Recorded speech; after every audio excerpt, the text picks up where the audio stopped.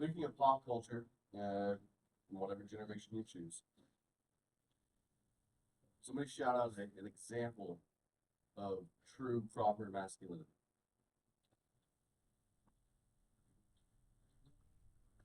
Tim Allen, Home Improvement. Tim Allen from Home Improvement. All right. It's all on this. That's a good answer. I'm gonna take the easy one away from you, and I'm gonna go ahead and say it for you and say John Wayne. You don't need to say that one. Say it. Chuck Norris. Chuck Norris.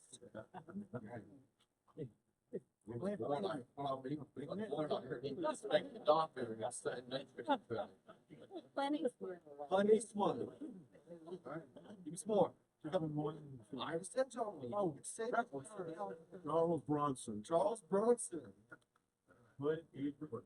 Clint Eastwood. She beat you to it. Steve McQueen. Chuck Norris. Steve. I've always been said. I got listen. Charles Heston. It's a good one. Sam Allen. Sam Elliott. Where's the statement? Is he here? No. There you go. The first time I met David Glover Cunningham, all I could see was Sam Elliott while I was talking. So I wrote a few more down. I wrote down Sylvester Stallone, Tommy Lee Jones, Hugh Jackman, and then from a little more modern, Alan Ritchson, who is the actor who plays Jack Reacher. Mr. T. Mr. T. Oh, yeah. Sean Connery. Sean Connery, that's a good one. Yeah. So I used to, and this is not part of my notes, the two lines on notes that I wrote down. So I worked for Starbucks for a little over 5 years in various states all over the country. It was great. But it's the type of work where like it's fun as long as you make it fun, but it can be tedious and then like soul draining if you don't. And sometimes shifts got long, no matter how much free coffee I got to drink. And so we started playing a game. And it's where when people come to the drive-thru, we would use different voices. Now the hard part was if you only had one person working the window, it's designed to have two. One person taking orders, one person taking money and handing out drinks. Sometimes there's only one person over there for whatever reason. The hard part was if you use a different voice for each car, you had to remember which voice you used when that car got to the window. So I would be using a voice here and there's a different voice over here and then back to the same. But it was interesting. Sean Connery from The Hunt for Red October was one of my voices I would use. So that was always pretty fun. I worked with a guy. Okay, I cannot remember. Is it the old cartoon? The big floppy-eared dog who just sounded sad all of the time. Thank you. I've been trying to figure this out. Droopy dog. I had a coworker when we were living in San Diego. That was an acting major at San Diego State, and he then went on and got his master's in acting from Columbia, and is now an actor in New York City. And he did the best Droopy dog in the world. And can you imagine trying to give your coffee order to Droopy dog? It's so much fun. It's so much fun. Okay, wildly off topic. It's right. Back in. What are the commonalities we see in these examples of masculinity that we just gave? Courage. Confidence. Wisdom. You're all right. One thing I notice in most of these is there's always an underlying, always there, never goes away, twinge of anger. You're always angry about something.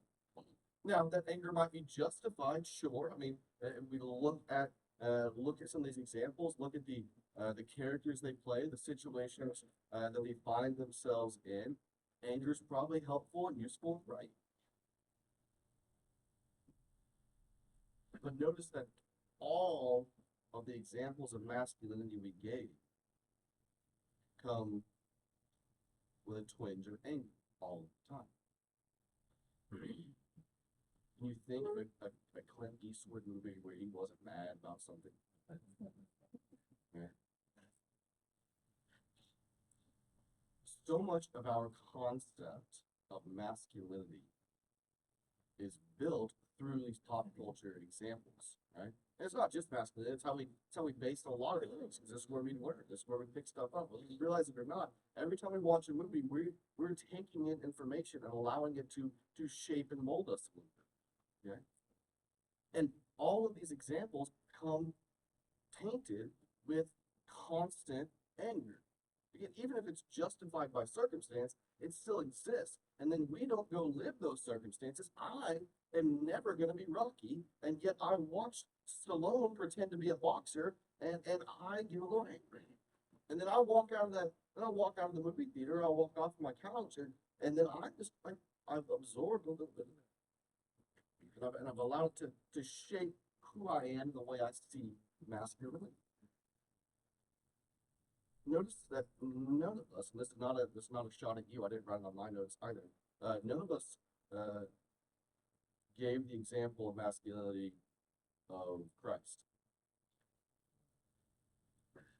Jesus is our ultimate example of masculinity. But he doesn't look like Charlton Heston. He doesn't look like Clint Eastwood. He doesn't look like Hugh Jackman. Because Jesus got mad. And he made his own homemade whip and flipped some tables and chased people out of the room. But he was also compassionate. He wept. When was the last time you cried in public? Yesterday. Good. I would dare say, with an exception again, I would dare say with an exception, that most of you could count on one hand how many times you cried in public. I've seen my dad cry 2 times.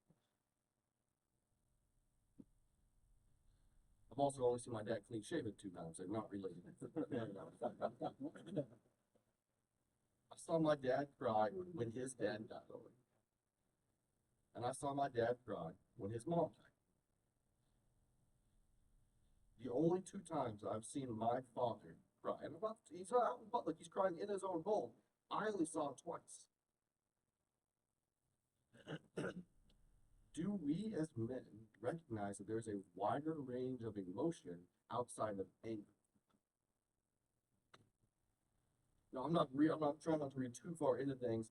Have you guys, and maybe not, I don't know. Have you guys seen the Disney Pixar movie Inside Out? It's older now. Good show of hands. Anybody seen it? Okay. Smattering of it. Okay. Inside Out, for those who haven't seen it, it follows the story of this girl named Riley, sort of.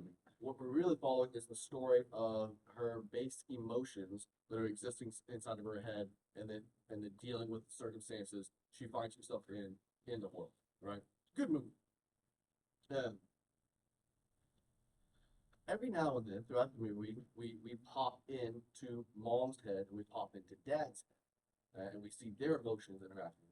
There's one, they're all sitting at the dinner table, we pop into dad's head, and all the emotions are just watching a hockey game on the big screen, and then he recognizes that his mom, or the wife, is trying to like signal him to speak.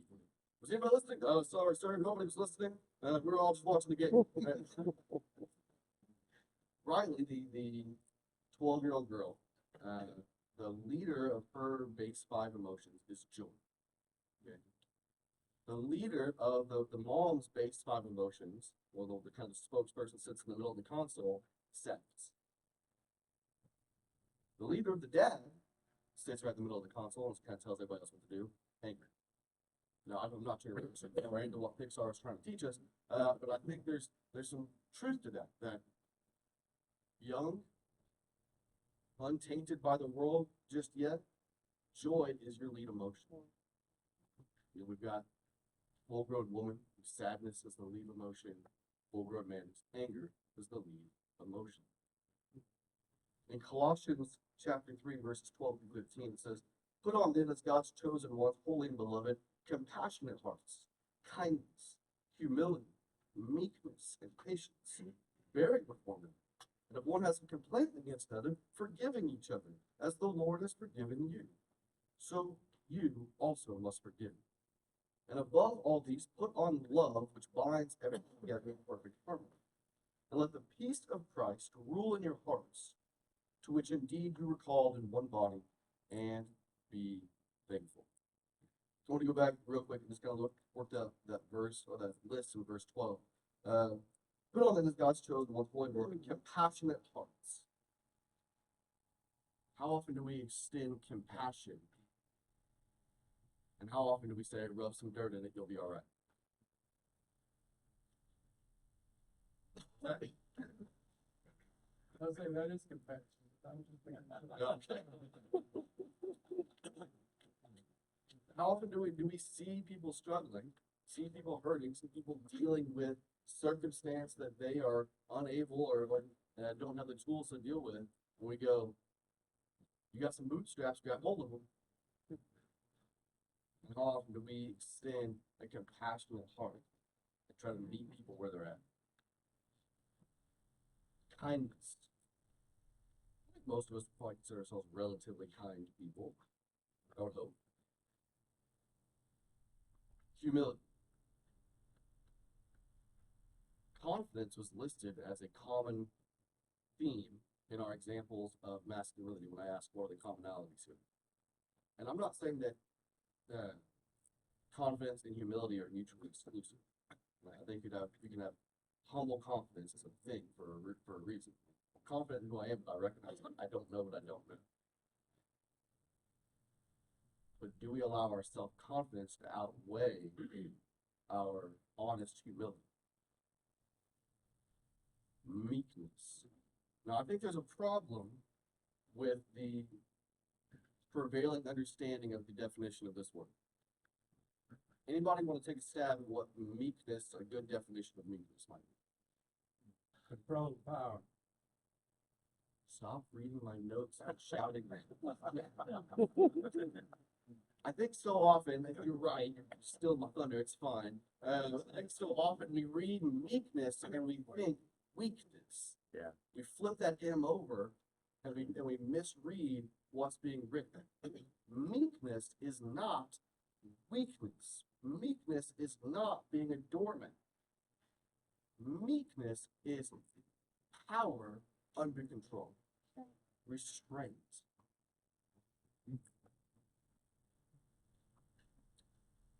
Two men are about to fight because of this, right? And one of them is chomping and fighting and jumping and bowing up and squared and yelling and causing a fuss, and the other one is standing calmly by, waiting for the other one to calm down and make a stupid move. Which one is more terrifying? The one who's just going, whenever you're done, we'll get to this. The one who can control himself, but has the confidence enough to stand there and let the other person rant and rave, because this one, who's calm, knows you yell all you want. I'm not terribly concerned about what's happening next. That's meekness. He's not domineering. He's not trying to show his strength and his ability. He's not trying to lord over this guy and saying, you better not, you better not. He's just saying, if this is what you want to do, then we'll do that. Meekness is controlled power and patience. I used to think I was a really patient person, and then I became a parent. And my children, for those of you who don't know, I have a 5-year-old and 3-year-old, both boys. And neither one of them knows how to walk. They have sit or sprint, only choices. And they also don't have volume knobs. Right? It's sitting quietly, which doesn't happen often, or yelling. That's it. Like every game has to be yelled, every story has to be yelled, every play with the dog while running around the house has to be screamed. And yesterday, I'm trying to get them out of the house to go to school, and they woke up, or the older one woke up a little late. I wish he'd have done that today. And so his time frame for getting things accomplished is shorter, right? Instead of having half an hour, he's got about 12 minutes to eat his breakfast and get dressed. When he ate his breakfast, And then I'm tired. I just don't want. I just want. Like, that's all well and good. You're still going to school. You still got to be dressed. And then the little one's just, feral and running circles around the couch, and I'm losing internally. I am like I can feel my blood pressure rising. Okay? And at one point, Axel, my older one, said, so I don't even know what he said, but that was the straw that broke the camel's back. I was like, Axel, just get dressed and go out that door. And I realized in that moment, my patience had found its limit.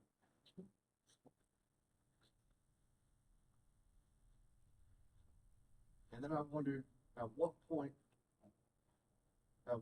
did Jesus' patience have its limit with me? At what point do I expel all of Jesus' patience? And he has to respond to me the way I just responded to my son. It happens. Right? So we all interact with Jesus a little bit differently, and I think that's because he created us intimately and individually, and he knows how we need to hear things. Right? So I like to think that I have tough love Jesus. And that's what makes sense to me. Right? And so I'll use phrases like Jesus smacked me with this yesterday, or to get my attention, he hit me upside the head with this. My Jesus sounds very aggressive. Okay. And so there are times where I go, I've expended all of Jesus' patience, and he's realizing patience is not working with this one, he's too thick. And so like you need to pay attention. And this is where Jesus smacks me in the head with something. How much patience does Jesus provide me before he has to smack me around? Bearing with one another, and if one has a complaint against another, forgiving each other. Do we hold grudges?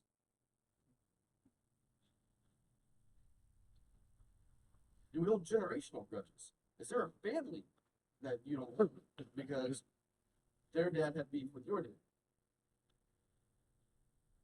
Or maybe you don't have generation. Right?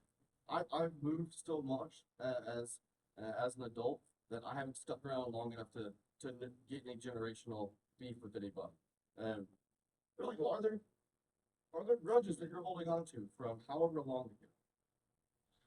Are you unwilling to forgive? Because we keep reading that verse, it says,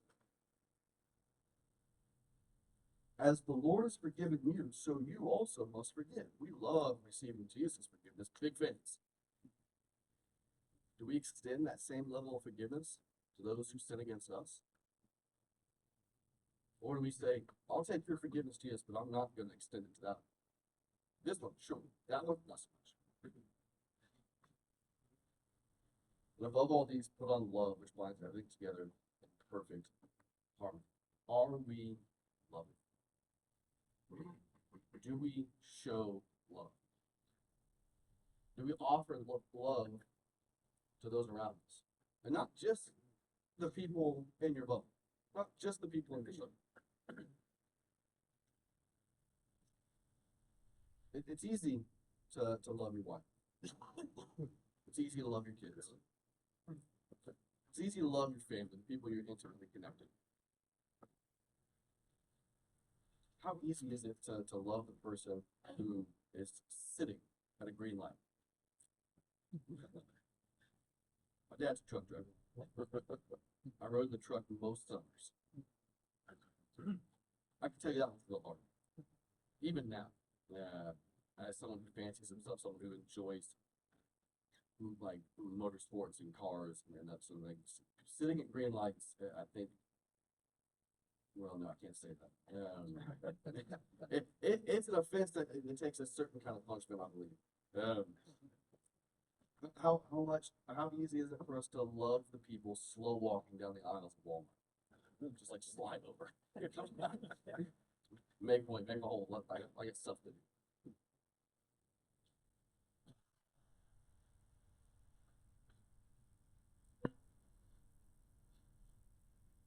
Jesus is our perfect example of biblical masculinity. and he loved deeply, loved to the cross. He had compassion on those whom he loved and those whom he interacted with, and he had compassion on the sinners who were brought against him. He had compassion on the people who murdered him. From the cross, he said, Father, forgive them, they know not what they do. He offered compassion and forgiveness to the people who had just nailed him to a piece of wood. He offered kindness to the woman at the well, who society had forgotten about. Society had cast out. As she'd been married a number of times, and when he met her, she was exchanging sex for rent. He had kindness on this woman, and that he interacted with her on a human level, where society at large did not. He exampled for us humility. We said, right, he's like, I'm God. I'm not saying that directly because I need you to take that last step. I'm God, and yet I'm not claiming the ability to do all the things that God can do. Right? I've put off some of my deity to be fully man and fully God at the same time. So I'm not counting equality with God as something that can be grasped, but I am God. But in my humble state, I'm taking on flesh and living the kind of life you live. Meekness. How often did the people pick up stones to stone him, and he walked out through the midst of them? How often did, instead of bowing up and preparing to defend himself, right, and getting his hands up, how often did he just go, I don't see you guys, and just walk out the door?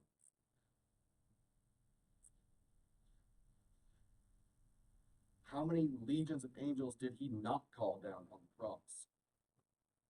Because he remained powerful, yet in control. We already talked about his levels of patience. Talked about his levels of patience with me.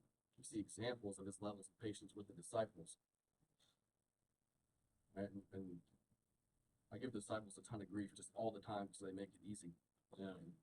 But realistically, Jesus was living the same sort of existence I live as a youth pastor. Only one of his disciples was older than 20.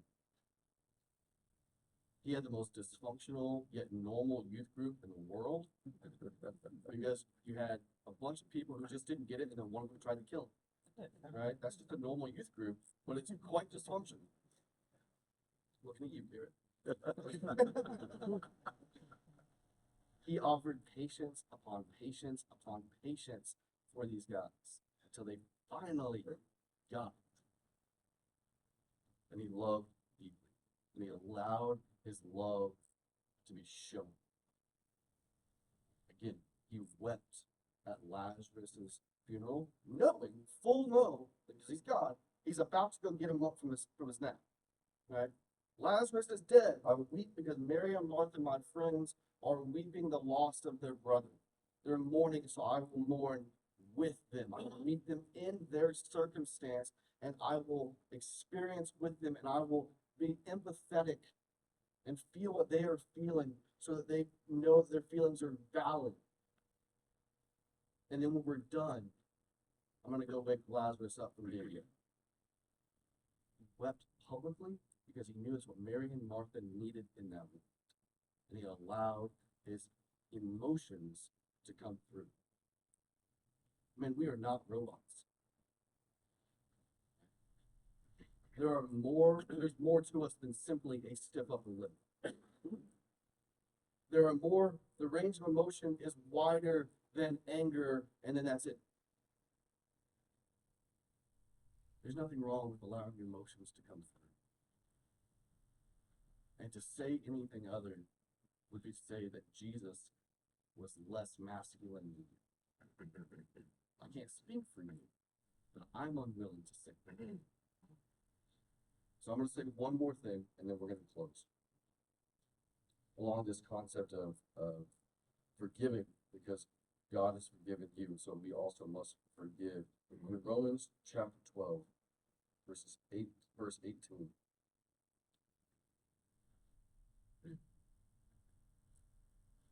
If possible, so far as it depends on you, live peaceably with all.